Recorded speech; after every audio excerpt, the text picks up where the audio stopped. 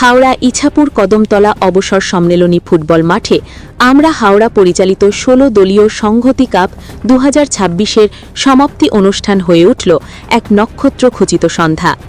টুর্নামেন্টের মূল আকর্ষণ হিসেবে উপস্থিত ছিলেন ফুটবলের জাদুকর জোসি রামিরেজ ব্যারেটো। বিশিষ্ট আইনজীবী চন্দন চক্রবর্তীর বিশেষ প্রচেষ্টায় গত ১৩ই জানুয়ারি থেকে এই ফুটবল প্রতিযোগিতার সূচনা হয়েছিল। শুক্রবার ১৬ই জানুয়ারি ছিল টুর্নামেন্টের মেগা ফাইনাল ও সেমিফাইনাল। প্রতিটি ম্যাচেই ছিল টান টান উত্তেজনা। গ্যালারি ভর্তি দর্শকের উপস্থিতিতে খেলোয়াড়দের লড়াই মাঠের পরিবেশকে তপ্ত করে তোলে। তবে খেলার উত্তেজনার মাঝেও দর্শকদের সবটুকু নজর কেড়ে নেন মোহনবাগানের প্রাক্তনী ব্যারেটো। প্রিয় ফুটবল তারকাকে এত কাছ থেকে দেখতে পেয়ে সাধারণ মানুষের মধ্যে উন্মাদনা ছিল চোখে পড়ার মতো। ভক্তদের আবদার মেটানো থেকে শুরু করে তাদের সাথে করমর্দন, সব মিলিয়ে দর্শকদের কাছে ব্যারেটোর উপস্থিতি ছিল এক অনন্য পাওনা। টুর্নামেন্টের এই বিশেষ দিনে উপস্থিত ছিলেন মোহনবাগান ক্লাবের সভাপতি সহ রাজ্যের প্রাক্তন মন্ত্রী রাজীব ব্যানার্জি। এছাড়াও অন্যান্য বিশিষ্ট ব্যক্তিবর্গ উপস্থিত থেকে খেলোয়াড়দের উৎসাহিত করেন। আয়োজক সংস্থা আমরা হাওড়ার পক্ষ থেকে জানানো হয়, খেলাধুলার মাধ্যমে মানুষের মধ্যে সংহতি বজায় রাখাই এই টুর্নামেন্টের মূল উদ্দেশ্য। সুষ্ঠুভাবে খেলা সম্পন্ন হওয়ায় এবং ব্যারেটোর মতো কিংবদন্তিকে হাওড়ার মাটিতে আনতে পেরে খুশি আয়োজক কমিটির সদস্যরা। চন্দন চক্রবর্তীর এই উদ্যোগকে সাধুবাদ জানিয়েছেন এলাকার ক্রীড়াপ্রেমী মানুষ। And see a small ground, we have this number of people. Sometimes we have a big ground, doesn't have any people. So Haura is always, it's not a surprise, Haura is a hub of Mohunbagan fans. See a lot of Mohunbagan fans here, feel at home, really feel love over here. It's always good to be in Haura. So really good to see all this gathering over here, people watching football. What do you message? Generation just play football. এইটা আমার একটা objection আছে। আপনারা সম্ভব হচ্ছে এটা বলাটা ঠিক নয়। আমি নয়, আমরা আমাদের নামটাও সেই জন্যই আমরা হাওড়া। আমাদের ইউনিটটা খুব স্ট্রং, সেই জন্যই এই এত কঠিন কাজটা আমরা অত্যন্ত সহজে পেরেছি। এটা যদি আমি হতাম তাহলে আমার পক্ষে এই কঠিন কাজটা করা সম্ভব হতো না। ইউনিট আছে বলেই আমরা পেরেছি। আমরা ওপেনিং এর দিন আমি একটা কথা বলেছিলাম যে আমরা বড্ড বেশি ক্রিকেটের পিছনে ছুটছি। ক্রিকেটের প্রতি আমাদের কোনো বিদ্বেষ নেই, কিন্তু ক্রিকেটের পিছনে বড্ড বেশি ছুটছি।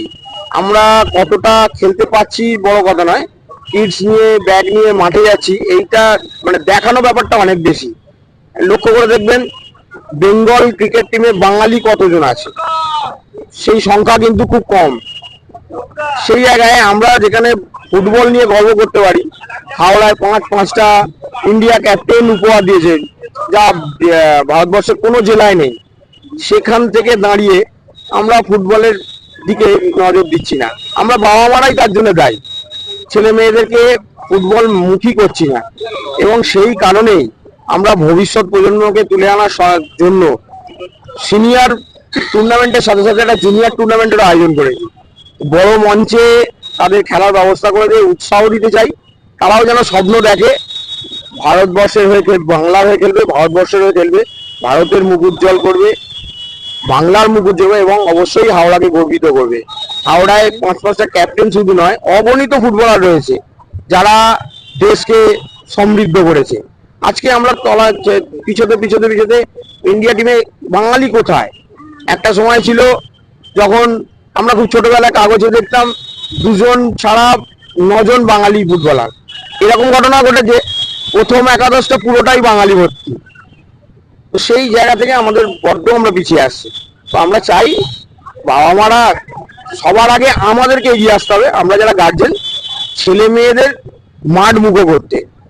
সেই জায়গায় এই যে কুন্তলা ঘোষবস্তিদার আগের দিন এসেছিলেন, তখন হয়তো ফিফা স্বীকৃত ছিল না, কিন্তু ওয়ার্ল্ড কাপে তিনি ক্যাপ্টেন ছিলেন, একজন বাঙালি মহিলা। সেই জায়গা থেকে আমরা তো পিছিয়ে আসছি, চেষ্টা করছি। আমরা তো সমাজ সংস্কারক নই, কিন্তু যদি কিছুটা করতে পারি সেই চেষ্টা করে।